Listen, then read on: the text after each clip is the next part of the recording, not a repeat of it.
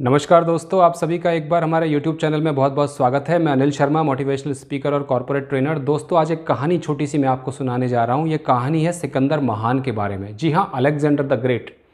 हो सकता है स्कूल की किताबों में, इतिहास की किताबों में आपने भी सिकंदर महान के बारे में पढ़ा होगा और ये भी उसके बारे में जाना होगा, या किसी और से आपने सुना होगा कि किस प्रकार यूनान का एथेंस शहर का एक 21 साल का नवयुवक, महत्वाकांक्षी, अति महत्वाकांक्षी नवयुवक, बहुत ही पराक्रमी योद्धा और बहुत ही ज्ञानी व्यक्ति, किस प्रकार से एक महान और विशाल सेना को लेकर पूरी दुनिया को जीतने के लिए, पूरी विश्व को विजय करने के लिए चल पड़ा।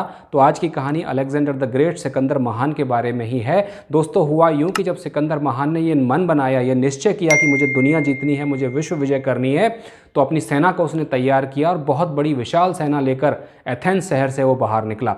एथेंस शहर की बाहरी सीमा पर एक नदी बहती थी। उस नदी का नाम तो मुझे याद नहीं क्या नाम था उस नदी का, लेकिन बड़ी ही विख्यात नदी थी उस एथेंस शहर की, और यूनान में बहने वाली प्रमुख नदियों में से वो एक नदी थी।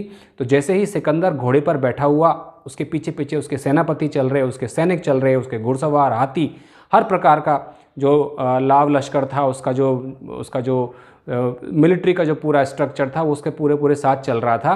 तो जैसे ही वो एथेंस शहर के बाहर निकला, उसने देखा कि नदी के किनारे पर एक बूढ़ा कृशकाय फकीर लेटा हुआ है।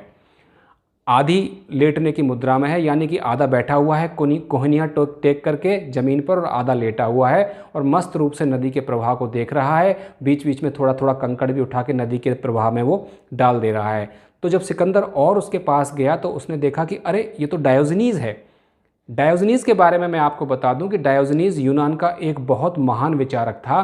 जिस तरह से हमारे यहाँ कबीर हुए हैं हिंदुस्तान में, जिस तरह से हमारे यहाँ नानक हुए हैं और बहुत प्रख्यात रविदास हुए हैं, बहुत प्रख्यात विचारक हुए हैं, इसी प्रकार से यूनान में एक महान विचारक हुआ था डायोजनीज। उसके तौर तरीके लोगों को समझाने के, लोगों की अकल को सही रास्ते पर लाने के उसके तौर तरीके थोड़े अटपटे थे, लेकिन फिर भी महान विचारक था और उसको बहुत ज़्यादा नॉलेज थी, और जीवन के बारे में गूढ़ रहस्यों को समझाने में और जानने में वो बहुत माहिर व्यक्ति था। लेकिन उसका व्यवहार थोड़ा ऐसा था कि लोगों को अटपटा लगता था।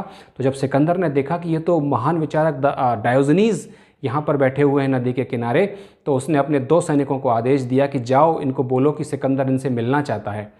तो जब वो दो सैनिक बहुत अदब और आदर सत्कार के साथ डायोजनीज के पास गए और कहा कि राजा फिलिप के बेटे सिकंदर आपसे मुलाकात करने के इच्छुक हैं, तो डायोजनीज ने बिना उनकी तरफ मुंह पलटे हुए, यानी कि वो नदी की धारा की तरफ ही देखता रहा और बोला कि मैं किसी से मिलने नहीं जाऊंगा, उसको बोलो अगर उसको मिलना है तो खुद मेरे पास आए। तो सैनिक ये संदेश लेकर सिकंदर के पास गए।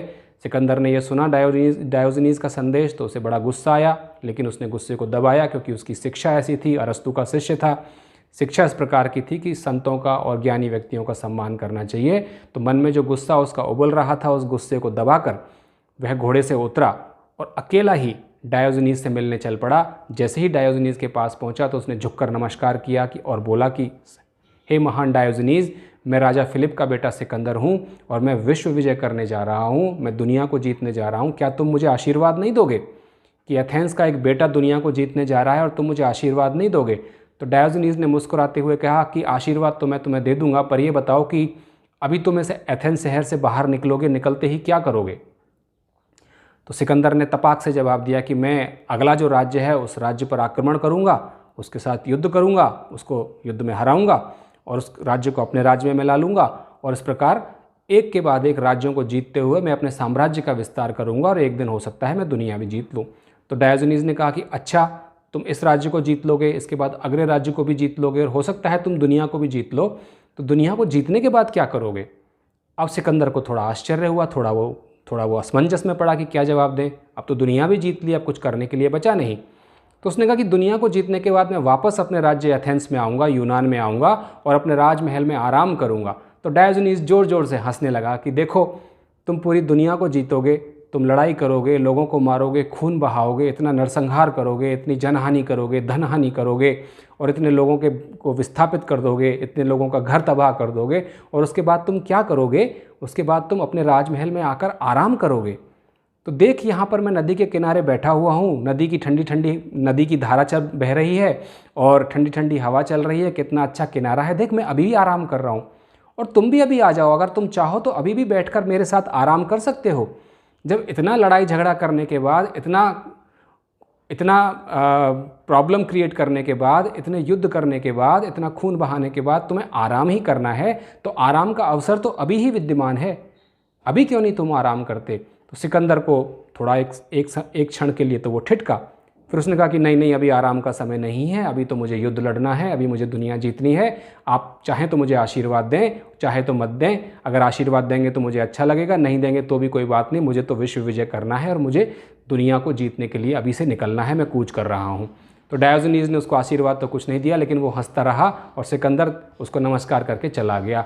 और दोस्तों 6 और 8 महीने के बाद सिकंदर ने भारत पर आक्रमण किया। झेलम नदी यानी कि हाइडेस्पस उसको बोला जाता है यूनानी में, झेलम नदी के किनारे पोरस के साथ उसका युद्ध हुआ। अनफॉर्चुनेटली पोरस युद्ध में हार गया और अगला जो साम्राज्य था वो था नंदवंश, द माइटी नंदा एम्पायर। और सिकंदर की सेना में विद्रोह हो गया। सिकंदर के सैनिकों ने आगे बढ़ने से मना कर दिया। सिकंदर खुद बीमार पड़ गया, युद्ध में घायल था, थका हुआ था, बीमार था, जख्मी था।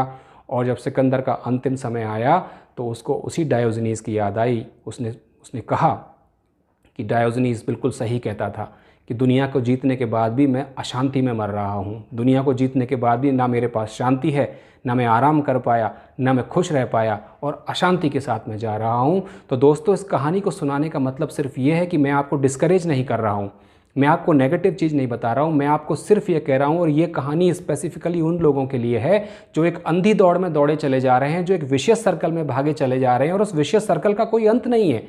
रोज़ रात को सोते हैं और सुबह उठते ही वापस उसी अंधी दौड़ में लग जाते हैं, उसी रैट रेस में लग जाते हैं। तो अल्टीमेटली ये चीज़ें जो आपके लिए मैटर करती हैं वो आपका हैप्पीनेस, वो आपकी पीस ऑफ माइंड, आपका relaxation of mind and your good relations and your good health also. तो at the end of the day जब लाइफ फुल सर्कल पे आती है और जब आप एवेल्युएट करते हैं तो आप पाते हैं कि वही चीज़ें जो सबसे आसानी से उपलब्ध थी, वही चीज़ें जो बहुत ईजिली रेडिली अवेलेबल थी हमारे पास और हमेशा हमारे पास उपलब्ध थी, लेकिन we turn a blind eye to all those things. हमने उनकी तरफ एक ब्लाइंड आई टर्न कर ली, हम उनको देख नहीं पाए या जानबूझकर देखना नहीं चाहते थे। वही चीज़ें हैं, वही सारी नेमतें हैं जो हमारे जीवन में बहुत ज़्यादा मायने रखती हैं। इसलिए you start living, stop worrying and start living, and nobody is going to stop you from start living except you. So start living and stop worrying. That is the motto of this story of today's video. Thanks for watching.